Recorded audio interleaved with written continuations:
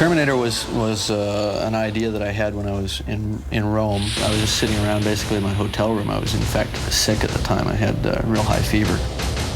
And I just laying on the bed thinking and came up with all this bizarre imagery. And I think also the idea that, you know, because I was in a foreign city by myself and I felt very sort of dissociated from humanity in general, it was very easy to project myself into these two characters from the future who were out of sync, out of time, out of place, you know, that sort of thing. I'd always wanted to do some sort of really definitive robot story because it really, you know, had really never been done.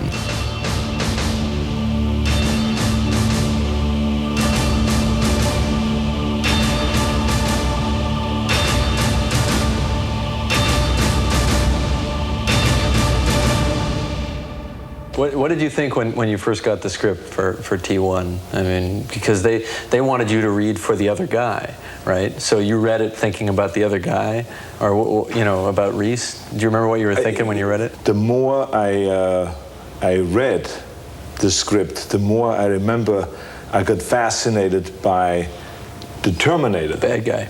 The bad guy, right. Which I thought was the real cool guy. Your clothes. Give them to me. What he loved was the story, and what he especially loved was everything that Terminator did. We were talking about along the lines of me playing the heroic character. Right, because that's what I thought you were coming in for. And the funny thing was, when I went to that lunch, I didn't see that as you know, in the back of my mind, I was thinking the Terminator, you were thinking the Terminator, but we sit and we have this polite lunch because we've never met each other, and neither one of us mentions it, right? And then we both go back to our guys and say, Terminator, you know. You then did something really smart. You sent over to my office your painting that you did of Terminator. Right. You impressed with my face on it. Right. And with the holding the 45 or like this across the chin like this. And I looked at this painting and I said, I am the Terminator. I'm gonna make this call now. Right. And I called Lou, right. My agent, right away, and I called you and I said, I want to play the Terminator. Yeah. And then the deal was made. What changed was that the original concept as written, and the script didn't change at all, not a single line of dialogue was changed, but the visual concept was that the Terminator was this anonymous character who could walk out of a crowd, just one face in the crowd, could walk up and kill you for no apparent reason except for what your life would mean in some future time. And that concept changed because Arnold doesn't vanish into a crowd. It took on a slightly more hyperbolic visual style. It was a little larger than life. It still played sort of realistically, but it became more nightmarish. And you always knew he wasn't quite human.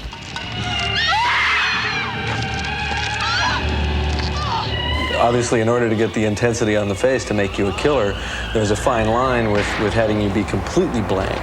So, you know, there was some sense of emotion isn't really the right word, but intention, I think. The fact that you were a killer, I don't want to say predator, but a predatory creature in a way, and very focused on your goal. Sarah Connor? Yes? We really narrowed it down to just if this would be a robot, what movement would there be going on? And it would literally only be the arm coming across, pulling out, cocking, shooting. No shoulder movement, no head movement. Goes back, and then the whole body would turn and walk away. But with a smoothness too. Oh yeah, it was like very positive and very smooth. Not jerky either, because jerkiness wastes energy. Right. It was like the ultimate efficiency, you know, to get, you know, the shortest path between 2 points. What I found to be effective, certainly on Terminator, was to do a slow motion build-up, or to subtly segue into slow motion where you almost don't realize it, and it becomes almost a dreamlike pace, or that dilation of time that you experience when you're in a traffic accident and it's happening and you can't stop it, and time seems to stretch. For me, the fun in that scene was the build-up. The latent tension of what is going to happen, knowing that one guy's armed, the other guy's armed, they're lurking around through the crowd, so all hell's going to break loose.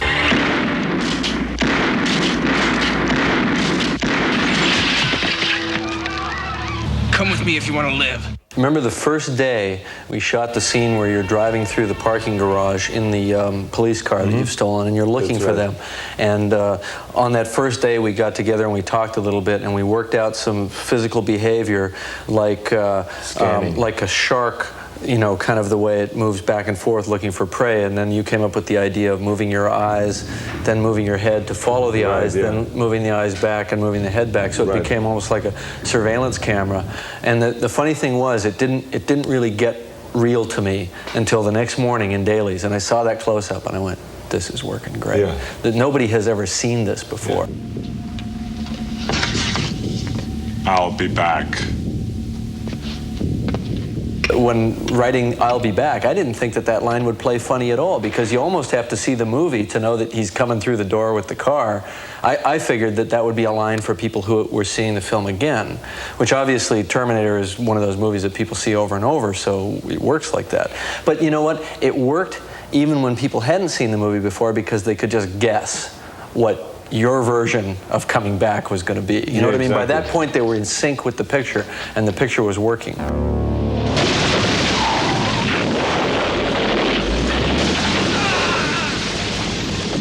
In the first picture, you were so enthusiastic about the character and about the work. I mean, as you are in all your films, but I hadn't worked with you before, so I wasn't ready for this. That you just jumped in. I mean, there was stuff where we had you tied to the top of a car, holding on while the car raced backward down the alley with your arm on fire. I think the worst moments were not really when I had to do something physically, like, you know, running through a window, or falling through a window, or landing on glass, or something like that, or being on top of a car. It was more the acid that was poured on me to make me smoke, to make the character smoke. I remember. That's true. We did pour acid on you. I kept saying, is there no other way? A mild acid. It's a very mild acid. Yeah, very mild. Is there no way that we can just put some smoke in there somewhere in the clothes that I can smoke rather than having acid being poured on? With fire and acid and those kind of things, you never know. Well, you know when that stuff starts to get around the face. Exactly, too much, or in the eyes, you know, it burns a little bit. I think that there was one major decision that was made that everything else sort of devolved from, which was made jointly between myself and Stan Winston when I approached him to do the you know, the makeup and prosthetic effects on the film. And that decision was to not do a man in a suit. We had to sell the idea that this was the suit that was inside the man. All I remember was that I walked into Stan Winston's office. Right. His building where he designed all the everything, you know, the Terminator look after you got through prepping him what it should look like and all this, and he started making drawings and the makeup and design all this stuff. I remember walking in one time and he said to me, "This is what you're gonna look like." And I looked at this, and I did not think it was humanly possible to create this kind of a makeup. With the cheekbones sticking out. I mean, there was mechanism underneath. The hydraulic mechanism underneath the cheeks. And when the meat is ripped off, when the teeth are sticking out on the side, when the mouth is gone, when the artificial eye, I mean, that lens is exposed and lights up red and all this stuff. When I saw that, I said to myself, that's impossible to do. And he looked at me, and when I told him that, he said to me, "It's possible, Arnold, but it would take hours and hours and hours and a lot of your patience." Get out. I tried to structure a script in such a way that it was not too highfalutin budget-wise. The executive producer begged us to write more of the scenes as daytime because of the perceived cost difference. But you know, I plunged madly on. It seemed so important stylistically to keep the film a night film as much as possible, and so we kept it that way. And I don't think it really impacted the cost all that much. The first one was really a struggle, especially when it came to make it, like you said, because there wasn't that much time available and that much money available. Right, exactly. In fact, Probably toward the end, we didn't even have anybody to put it on. It was, here, Arnold, put this on. I know. We were going out on our own, shooting quickly a scene. Remember punching into the window? We went out and stole shots. At the end, remember, we got a crew of like 3 people together and went out and did some close-ups of you. You held the camera. Yeah. I had to put the special thing on it and take on my gloves, put my clothes on. There was no one from wardrobe there. Right. I had my clothes in the back in the trunk of the car, pulled it out, I put on the jacket of Terminator, and you said, quickly, before the police comes, walk across the street and just punch in the window. And then I say, okay, we're looking left and right. I put on the glove quickly, you know, and I put the gray jacket on and all this stuff. Yeah, right. And then you said you went like this, and it was standing there with the camera behind the car. Right. I went over there, boom. You know, says, okay, let's move on to the next location. This worked. What was funny is that all of that, you know, kind of scrambling around to do that, it didn't occur to you to ask me, what do you mean punch in the window? I know. What do you mean punch in a glass window? Exactly. It's just like, do it, you know. You still don't get it, do you? He'll find her. That's what he does. That's all he does! And the other thing that's real important to me in a film is subjectivity, getting the audience to see what's happening the way the character sees it, as opposed to the way sort of sitting outside. And I like to try to, you know, force you to see it and feel it more the way they do within the frame. You can't step in there with them, but you know, hopefully the next best thing. It was primarily an aesthetic decision in the writing, which was to show these nightmarish glimpses as they were perceived subjectively by this character Reese, and then to take that and juxtapose it back and forth with you know, Sarah Connor and her sort of very normal, almost mundane life. When you were casting, especially the female lead, which then became Linda Hamilton's part, I remember you were very interested in finding someone that fits a certain specification, a certain woman, and I think that's interesting. You were telling me that what you were looking for. Are you saying it's from the future? One possible future. Then you're from the future too, is that right? Right. Right. Well, it's interesting that we cast Linda, and she was right for the first picture, and she wasn't she had to have some strength, but when you first saw her, she had to seem to be kind of an everyday person and vulnerable, and the kind of person who was really almost a victim in a way. Right. And at the end, that strength emerges. Move it, Reese! On your feet, soldier! On your feet! First, she was this soft, nice, feminine girl that was working there in this restaurant, right. And you know, just having a great time, being one of those young girls that was out there having a good time. And then, as she became the victim, and as time went on, and she realized what her mission was, she became harder and harder. Exactly. And at the end, she was really tough. You really got the feeling this woman has changed, and she's ready to take on this challenge. You're terminated.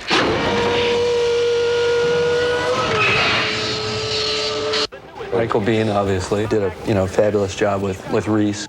There is a funny anecdote there, which is that Michael came in to read for us, and he gave the best reading of any of the actors that we'd seen, but it was with a Southern accent, and we talked to his agent, very politely said, Michael's very good, but we really don't want him to seem so specific that he comes from the South, because he's from the future.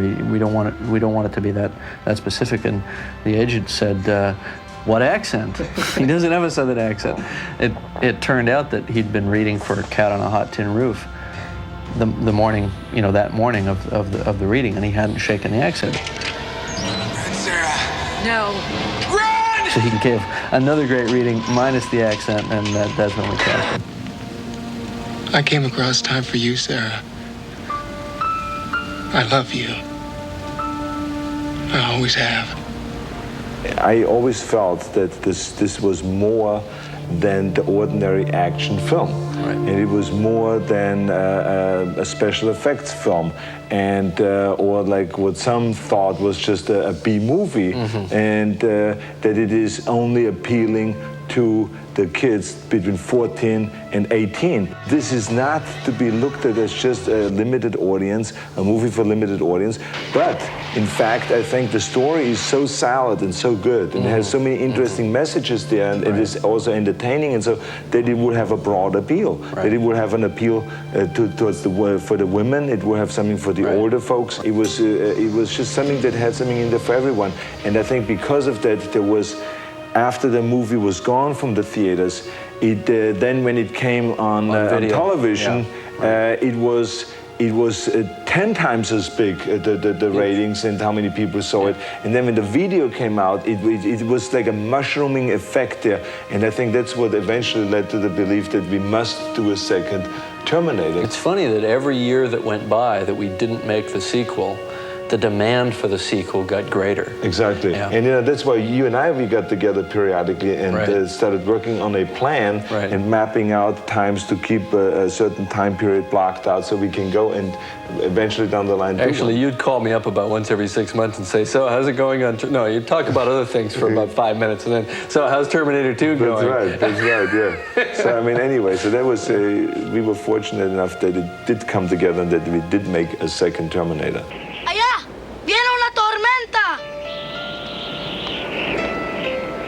What did he just say?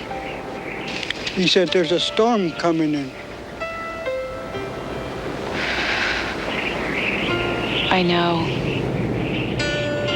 Terminator 1 was like a hallucination for me. I was making my first picture. I had no idea it was really going to be a success. I mean, when I wrote it, I probably thought it stood the chance of being a success. I wrote it that way on purpose, you know, but you never really believe that it's going to happen or that it can happen. And so everything after that was like a dream for me for a while. And then I realized, yes, it did happen. This really did find its audience. And it gave me a lot of courage as a filmmaker to go on and do other stuff. I felt right from the beginning when I read the script and when I had my meeting with Jim Cameron that it was a winner. I felt it all the way through the shooting of the movie. Every time we prepared for a stunt, every time we did a scene, I was more and more convinced that we had a winner in our hands. And then when Jim showed me, after the shooting was completed, he showed to me some of the edited footage. And when I saw that, it was so intense and it was so well done that I just couldn't get enough of it. And it was really one of the first times that I could see rough cuts of a film and wanted to see more and more of it. So I believed all along that it's going to go through the roof. I was hoping and praying that the studio would believe the same thing and would support it 100%. And so I knew I was sitting on a gold mine.